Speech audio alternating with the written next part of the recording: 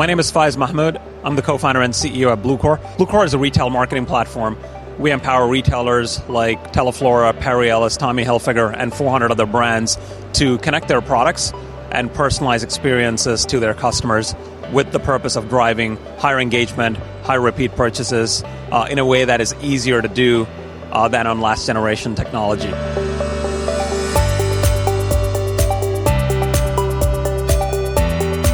There is a ton of impact that AI can have in retail, and one of the areas we believe that AI can really empower retailers is in predicting what products to buy and how much inventory to stock. Huge efficiency gains. Another area is in personalizing marketing. What products are consumers going to be interested in, and when do they want to purchase them? Another area is in discount and offer optimization. So AI can be used very broadly, but we believe that AI has very specific use cases against business goals that retailers are trying to address today.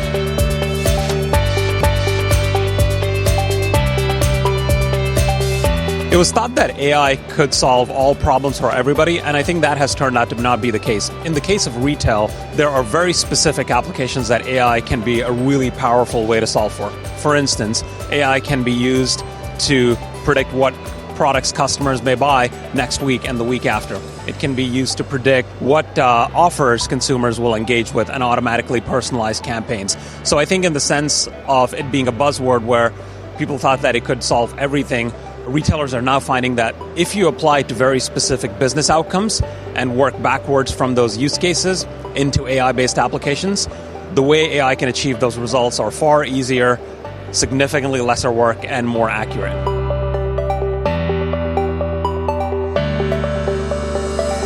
There's definitely a trade-off with the amount of data that AI can collect and how you personalize those experiences and how consumers could perceive them. And it is true that AI can be applied in ways that are not great for the consumer. One way we encourage our retailers and brands to think about this is to rank their opportunities in terms of what's great for their business, but also what's great for the consumer. Because if you try to do something that's great for the business, use cases that come to mind are ones in marketing that allow our retailers to drive higher engagement, higher retention. But then think through, is that really going to be a great experience for the consumer? Examples that are great for the consumer are if you empower them to purchase products that they're in the market for but they didn't know about, consumers love that experience. One thing that AI can be really helpful with that is great for the consumer is managing the frequency with which you message the consumer. So it's a great example of where AI can understand whether a brand or a retailer is sending too many messages to the consumer that can lead to either an unsubscribe or tuning out of the message, which diminishes the value of the brand. If you use data that consumers have opted into in order for the retailer to help them discover new products, those are great use cases. Typically, when you see bad use cases, it's when businesses only optimize for their outcomes and aren't thinking about the consumer. And those may work in the short term, but in the long run, you erode consumer trust.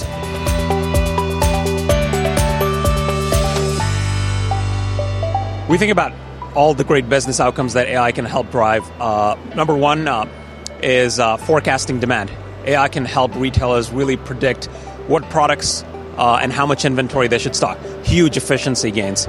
Second, AI can really help drive efficiencies when it comes to acquiring new customers. Today, it's gotten increasingly expensive for retailers to acquire new customers, whether it's digitally or offline. And using AI in the right way can help retailers identify who are their best long-term customers going to be and acquire those types of customers versus the ones that'll churn in the near term. Third, it is becoming more and more important for retailers to increase retention. On average, about 20 to 25% of retailers' customers purchase more than once in a given year. If you can move those percentage points up just by a tiny bit, that means you can drive tons of profitability. So how can you use AI to drive repeat purchase rates through product recommendations, through personalization? That's a huge area of investment. Fourth is in improving workflows.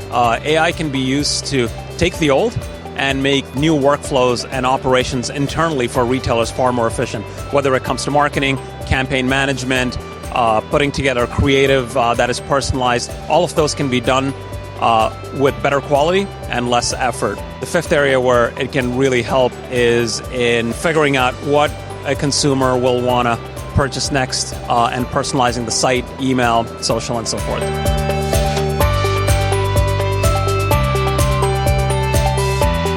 When applying AI, a lot of retailers start thinking about brand new use cases, and great places to look for applications for AI are things that never change, things that are age-old problems that have already existed in retail.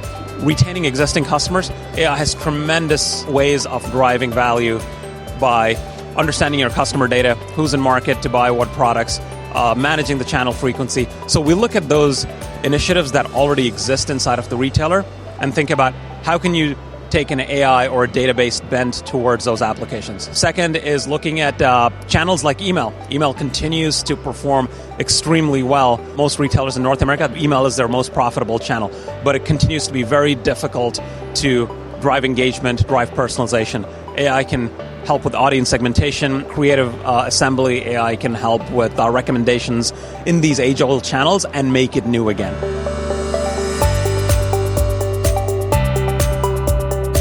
I think Amazon's a great example of a company that really was on the bleeding edge of using data and AI to determine what products to sell to consumers, what new categories to enter in, and make shopping fast, convenient, and easy for them. I believe that Amazon's going to be an important part of the ecosystem. Amazon's actually here, and you can see that they're talking about software that is built for other retailers. So I think the way Amazon sees themselves, according to how they're projecting themselves even at an RF, is we are here with our computing services, our retail platform and technologies to empower other retailers to do more. Sophisticated brands think of Amazon as a part of their distribution channel. Now, I do believe that brands need to make sure that they have a direct-to-consumer relationship with their consumers and not rely on Amazon for a huge portion of their business, because at the end of the day, the direct-to-consumer relationship is necessary for a brand to understand what products to build, who's their best customer, and how to continue to innovate for them in the long term.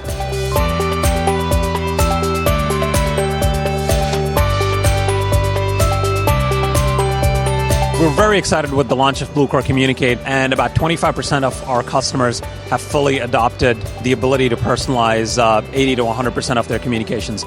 If you ask marketers what is the biggest barrier to personalizing more, which they all want to do, the answer goes to two places. One is data and the challenges with it.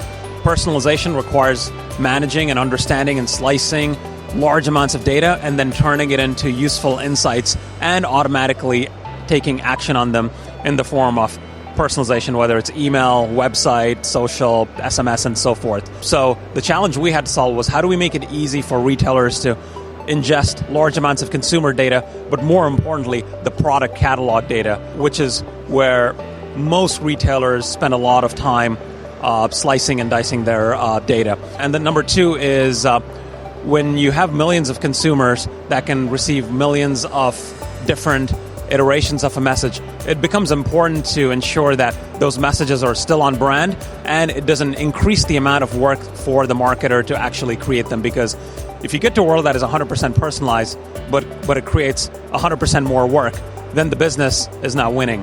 So the business challenge we had to solve with Bluecore Communicate was how do you solve the problem of personalizing to 100%, but do it with far fewer technical resources than it would have required to do so had retailers tried to do it with existing technology.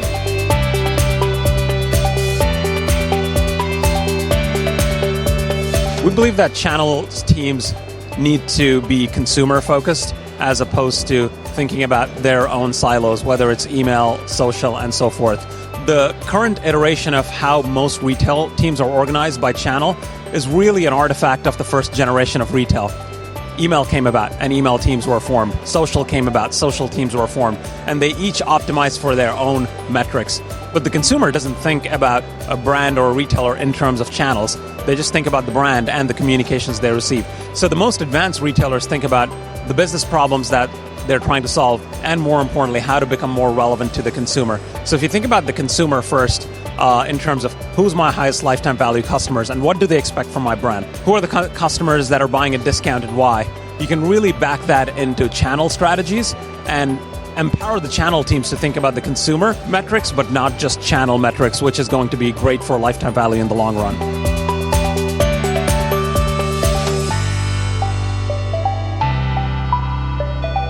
The best part about being a CEO of a company like Bluecore is that we get a front seat with our customers, with the 400 brands that we work with, and understand how's the consumer landscape evolving, and then using those insights to innovate and build new products for brands and retailers that we work with. In terms of challenges and pitfalls, I'm coming at an RF and I'm seeing dozens of companies that I didn't see before. And that's a result of exciting innovation that's happening in retail. But that also brings up the question of how do you constantly stay at the forefront and how do you challenge a team of over 250 employees to do the same?